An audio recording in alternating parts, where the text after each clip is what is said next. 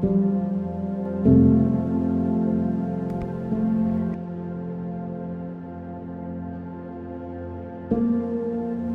natin ang kwento ng isang ama na sa kabila ng kapansanan ay patuloy na kumakayod para sa kanyang mga anak.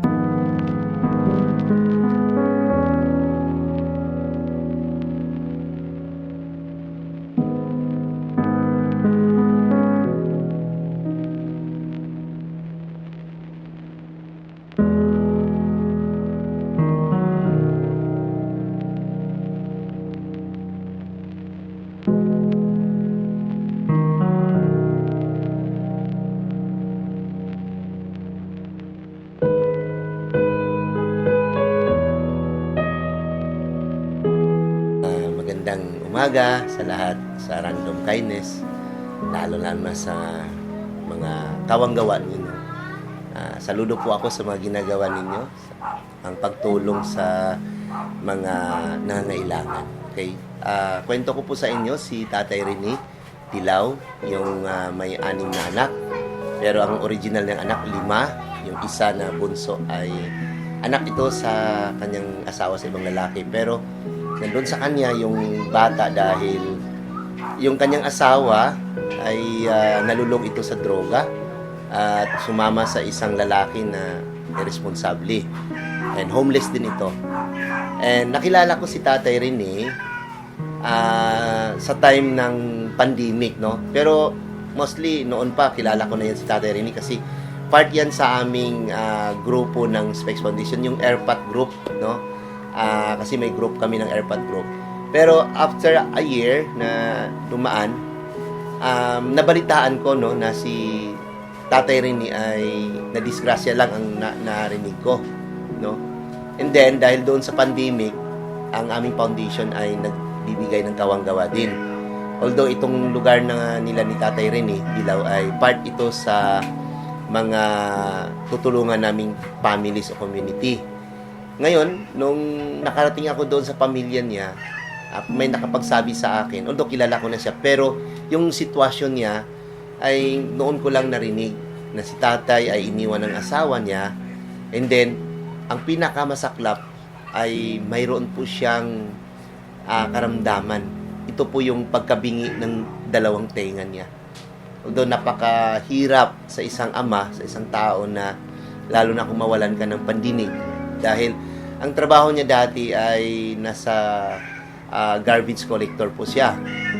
Although nung hindi pa siya nabingi, talagang nasusuportahan niya yung kanyang mga anak, no? Maliit pa yung mga anak niya, 12 years old ang panganay, and mayroon pa siyang mga nasa taon pa lang yung kanyang bunso. Hindi pa kasama yung inalagaan niya ngayon na anak ng kanyang asawa sa ibang lalaki. Napakahirap, nakita ko personally, na itong tatay na to, kahit sa kanyang karamdaman, no, hindi siya sumuko, no. Natanong ko nga siya tay, buti hindi mo naisipan na ang iyong mga anak ay ipamigay mo sa mga tao, sa mga pamilya walang. Ang sabi niya sa akin, gagawin niya ang lahat kahit buhay man niya ang kapalit, basta huwag maghiwalay, huwag magkawatak-watak yung mga anak niya.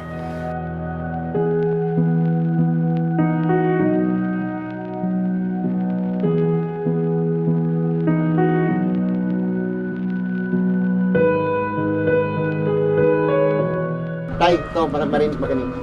Kung mayroong taong tumulong sa iyo, anong gusto mong hilingin? Ay, masyadong marinig. Hindi pa rin marinig. Kawawa na siya. Pandinig ang isa sa pinakamahalagang pandama na meron ng isang tao. Bukod sa ating mga mata, ito ang nagbubuklod sa atin at sa ating kapaligiran. Isang malaking dagok ang mawalan ng pandinig, lalo na't kung ikaw ang bumubuhay sa iyong pamilya. Ako po si Rene Dilaw, 42 years old. May 5 po akong anak. Buwaway ng isang anak ng lokal akong asawa. Dito ko rin pinapatulog dahil. Doon kasi pinatulugan doon, malamok, ilalim ng tulay. Ito. Kaya kinukuha ng mga ate doon. Nadala rito. Pangalaka lang po sa basura, trabaho ko. Nung binata ako, naging rin ako, Mayroong binata ako, sa basura talaga ako nagkatrabaho. Naging, ano rin ako dati eh. Kulo ko. Pero, nung makilala kong asawa ko, naging matino ako dahil nagkaanak kami. Dahil naawa rin ako sa mga anak ko. Ano, nakalim na ngayon anak ko. Dahil, ang hirap ng buhay ngayon. Lalo mga anak ko. Kahit itong may sakit ako, pipilit ko pa rin mabuhay. Dahil para nanganan sa mga anak ko. Naawa ko sa mga anak ko, maliliit pa. Ay, may ilang taon na sa panganay ko. 12 anyos. Pambal ko. 10 taon lang. Hindi pa makatulong, hindi pa marunong maghanap buhay. At kaya ginagawa kong lahat. Ginagawa kong paraan para kahit pa paano makakain kami. Dahil pag wala rin kasi akong masahan. Kaya nangalakal ako. Kahit kumikita na ako 100, 200. Una itong nagkaroon ng pizza sa loob. Tapos habang nangamasura ko, ito naman nagkaroon ng parang hayop sa loob. Kinalikot ko ng kinalikot hanggat nagkasugat. Nagka-infection. I-check up namin sa doktor, wala na daw talaga. Hindi naman ano. Eh, malaki-laki lang gastusin ko. Di sabi ko, hindi ko magkaya na yun dahil namasura na ako. Kaya pinabayaan ko na naman, hindi ako. Sabi ko, bahala, Diyos na lang bahala. Kung ano man ang naganatnan ko. Ito, kahit pa paano, buhay pa rin kami ng mga anak ko. Makakain pa rin. Sa araw-araw. Kahit kumikita lang ko 100, 200 para sa mga anak ko. Kahit ito nga, kahit hindi magandang pakiramdam ko, nangalakal pa rin ako dahil mga anak ko kawawa. Hindi talaga makakain pag hindi ako maghanap buhay. Ang pagkain sa araw-araw, minsan kape na namin, dati-hati kami. 4 kami sa isang kape. Pinapandesal 10, hati kami. Wala eh. Dahil ano, ito pa, bibilang pag-atas. Wala po ako malapitan ng tulong eh, sa lokal akong asawa. Wala rin ano dahil nalulung na sa bisyo. Kaya kinuha ko mga bata doon lahat sa kanya. Dahil sabi ko, baka pahamak pa mga bata. Kaya kinakaya ko taguyod talaga mag-isa mga anak ko. Kahit ganito yung sitwasyon namin. Sabi ko sa mga tatay na sana lang huwag silang gumawa ng ano para sa mga bata. Dahil mahirap mawalan ng mga anak. Di bali mawala ang asawa, huwag lang mga anak. Marahil ngang walang pandinig si Tatay Rene, ngunit hindi naman siya mawawalan ng pag-asa para sa kanyang mga anak at sa mga taong katulad niyang salat sa buhay.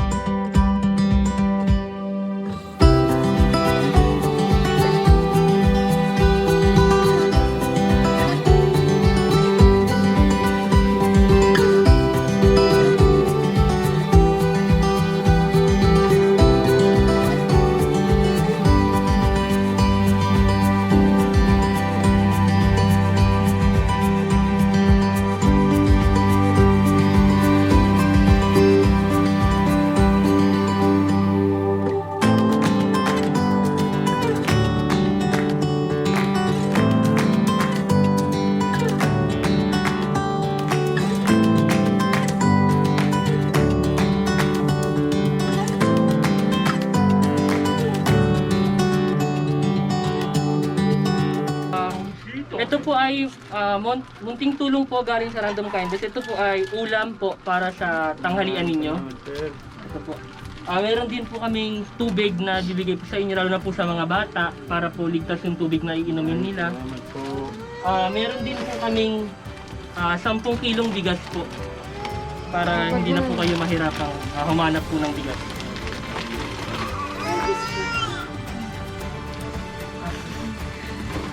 Ito po, diaper po para sa mga bata. Hindi apel na kayo.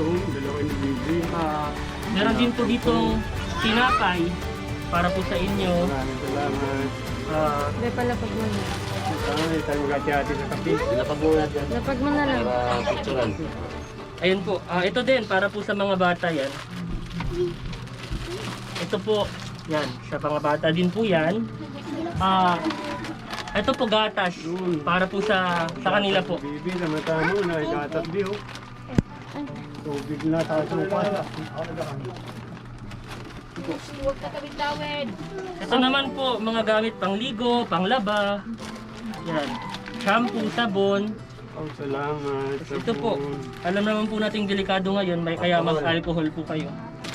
Ito po, chichirya para sa mga bata po. At para po hindi na po kayo hati-hati sa kape. Dinamihan na po namin yung kape ninyo. Sir. Ito po ulit, chichirya para sa mga bata po. At ito po, mga dilata po Maraming salamat po sa inyo. para sa inyo. Salamat. Pasalamat po sa random po kasi sa random Ginsis. Sa lahat. Salamat po. Maraming salamat.